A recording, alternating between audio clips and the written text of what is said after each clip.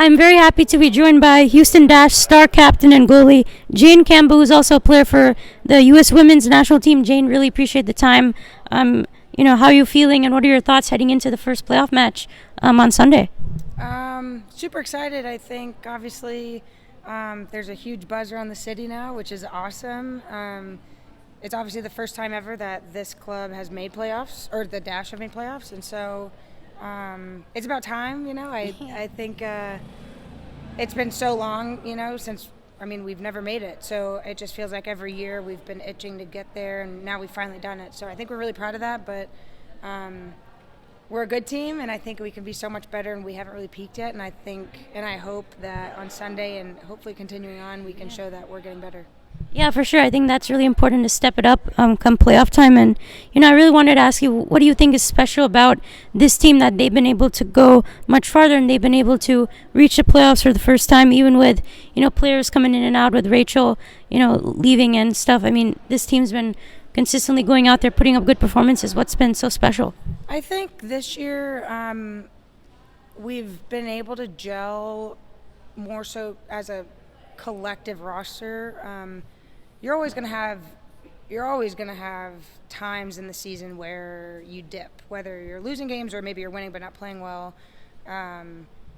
It's obviously people say that that's adversity, but I think for us, we've really just been able to come together and realize, okay, when that adversity hits, it's nobody's individual fault, or two people or three people. It's really just us as a collective not really playing well, and how can we just play better? And that sounds simple and such an easy fix, but it can be quite difficult. And I think at times in the past, we've, gotten so frustrated where we kind of dig at each other, and it's not healthy. And then people get frustrated, and then people aren't happy coming to training, and then you get angry at the coach, or you get angry at a teammate. And I think this year we've also faced a lot. We've had, a few coaching changes and players coming in and out, like you said, and I think just with all the chaos going around, we've really just been able to kind of focus in on the locker room and just be okay, it's all of us together.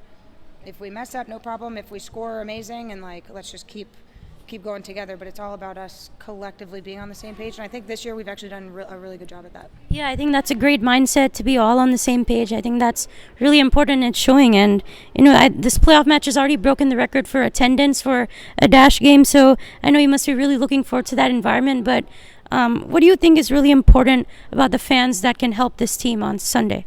Yeah, I think the attendance record has already broken, which is amazing. I hope by Sunday we can sell it out. I think the number is 21,000 or 22 or something. So that would be incredible. I've seen PNC packed one time in my career here, and that was actually at a U.S. game back in 2018. So I know we can do it. I know there's people here who can definitely come to the game, and I think that it's so cool that we have our first playoff game at home. It could have been an away game, and we could have had our final game of the year a few weeks ago, but we have another chance to play at home and another chance to really show the city that we have a good brand and an entertaining one, and people can have fun. And I think it's $7 beers and $3 hot dogs or something, or $1 hot dogs, and I think what a good time on a Sunday afternoon to come out and watch a sport and just have fun. And even if you've never seen the game before, I think it's just good exposure for fans and also for us. And I hope that we can just create more and more fans as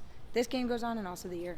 Yeah, I was really, really excited when I found out we're going to be playing here at home, because I was like, man, we're going to have to play away on the road and we won't be here in Houston. But, like you said, it's going to be a great environment. I think, this team's one of the best in Houston, and I think it deserves quite a bit of attention. And what do you think is really going to be important on Sunday to beat the Current? Well, what's the one thing you guys are kind of focusing on?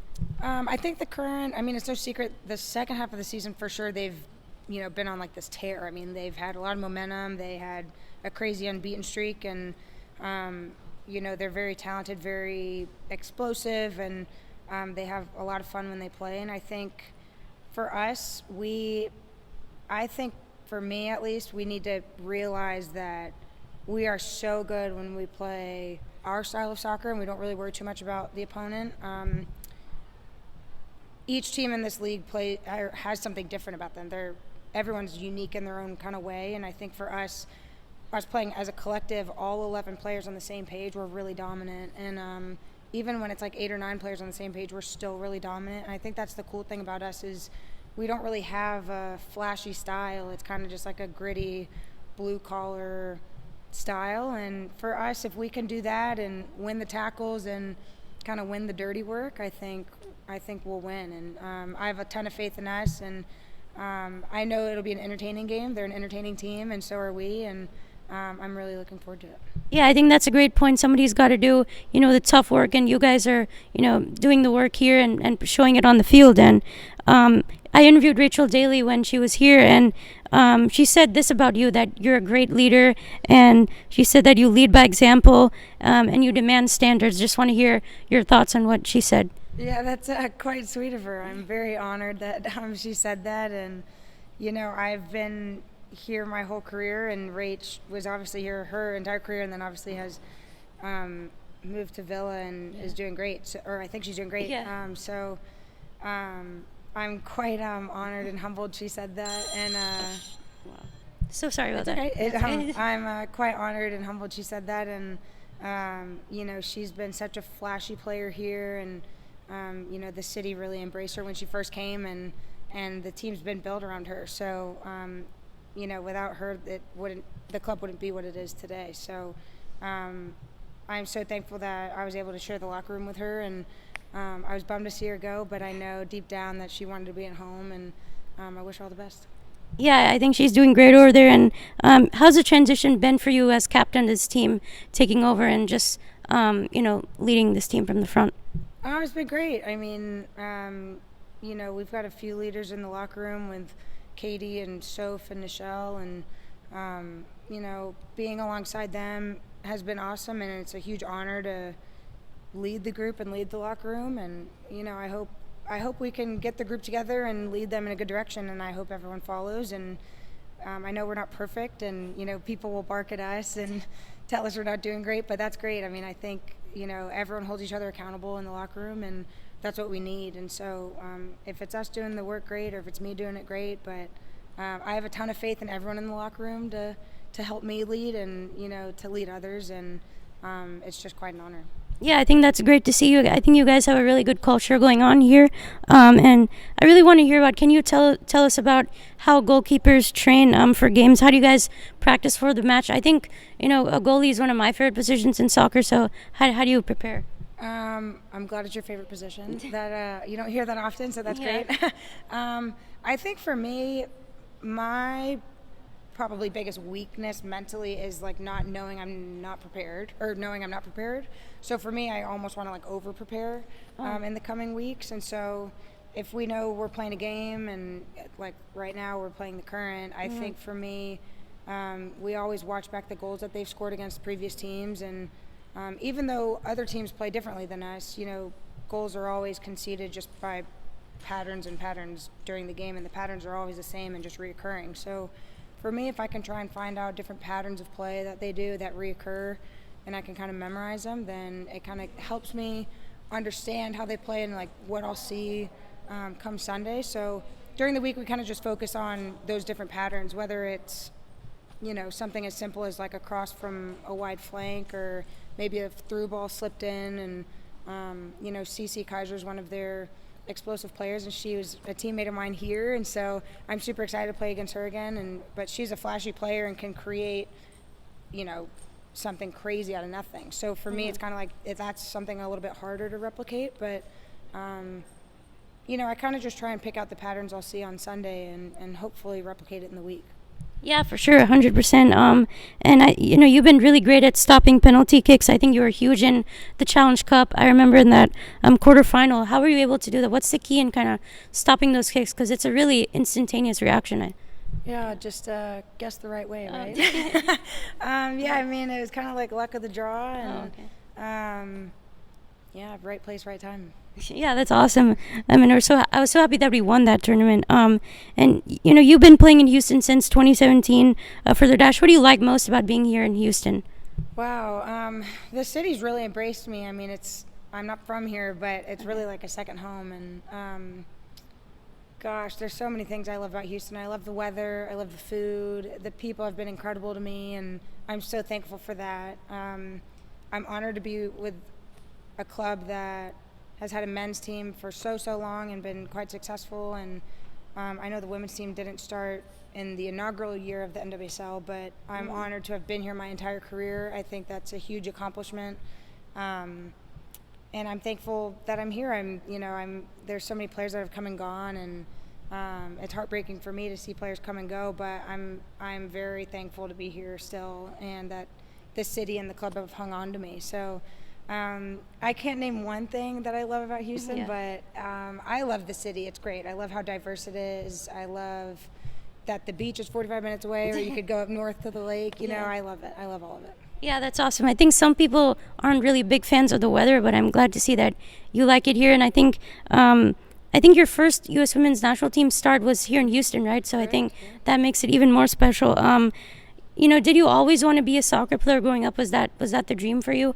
I think so. I mean, I think when I was about like 12, I probably said to my parents at some point that I wanted to play soccer.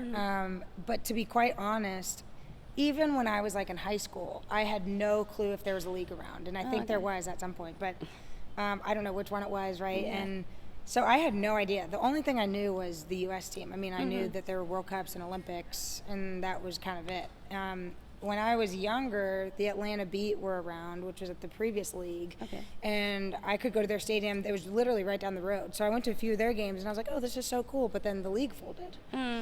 But so then in my mind, I was like, well, surely there's just going to be another league at some point, so I'll just go pro. And so, but then I had no idea. I mean, I grew up watching the classic American sports, which were like football and hockey and baseball. So I didn't really know much about European soccer. So silly me should have known that I could have gone pro in Europe, but I didn't, But when I got to college, I think I knew, especially after my freshman year, I think I knew that I wanted to go pro. I didn't know how good I'd be, or if I was good enough, and fortunately I had a pretty good career at Stanford and I was drafted, so it worked out. But I think from a younger age I wanted to play soccer for a living, but I had no clue what that meant. I had no idea. Yeah, I think some people back then, I guess the journey wasn't really clear how to get there, but I think these days, the Women's Soccer League is getting out there a little bit more. So, that's a really great journey. And I know you're part of that Tokyo women's team in the Olympics, and, you got the bronze medal. So how was it, how was the experience there just being at the Olympics? Yeah, it was a dream come true of mine. I mean, like I said, I grew up watching American sports, but I grew up watching Olympic sports. I didn't watch the World Cup, to be honest. I watched the Olympics because to me that was just what was told to me. That was the pinnacle of sports, which I still believe to this day it is. And so for me, watching any athlete or any sports team win a gold medal, or any medal for that matter, even just be there, you see athletes with the rings tattooed on them, and it's only a select group of athletes. And so when I was able to go, it was, it's kind of hard to describe, but it was definitely a dream come true. And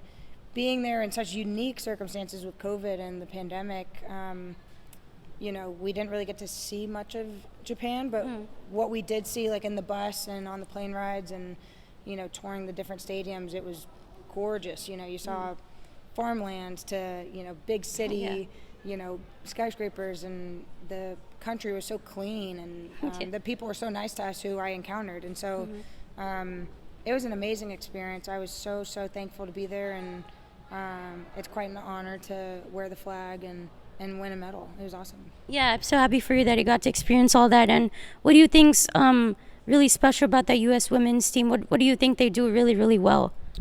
I think, throughout the years, right, like 10, as long as I've been watching them, which for me probably started the 99ers, I think just the passion that the team brings. I mean, when I first got with the team in 2016, you heard the word like grit, and like you never quit, you never die, you never finish the game until like the final whistle blows kind of deal. And it was really just like that hard-working, gritty attitude. Nothing's given. Every game we're going to play, we're going to just dominate. And I think for me, I was fortunate to be around some of the older players and the veteran players who kind of passed that down on to the younger generation, who have now stepped up. And to me, it's the passion that it is that those players have to to represent the country at the highest level. I think it is the ultimate honor. And so, yeah, I think I would say just the grittiness, but also just nothing's taken for granted. I mean, every day you've got to work for your spot and work to wear the colors and work to wear the flag. And I'm very thankful I've learned all those lessons because it hasn't been easy on that team. I haven't been in a year or so. So, it's definitely humbling, but I'm very thankful for all the experiences. Yeah, I'm sure you'll get back there soon. And, just a last question. I was curious, how far can you kick a soccer ball?